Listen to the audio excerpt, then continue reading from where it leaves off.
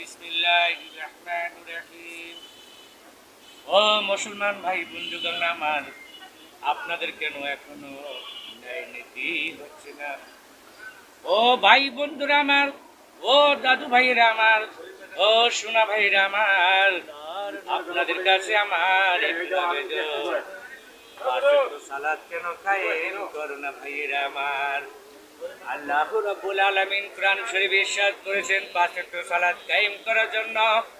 কিন্তু একটি বাড়িতে যদি পাঁচজন ব্যক্তি থাকে, একজন আল্লাহওয়ালা পাঁচ ওয়াক্ত নামাজি হয়, বাকি চারজন কেন নামাজে যায় না? ও ভাই বন্ধুরা আমার, অঙ্গ সংগঠন ছেড়ে আপনারা মসজিদ মুখী হয়ে যাও, সালাত কায়েম করো। আর কখন মৃত্যু হবে, কখনো মৃত্যু যে হয় বাইরে জানা আসার স্মৃতি আছে রে বাবা, কিন্তু যাওয়ার কখনোই স্মৃতি নাই।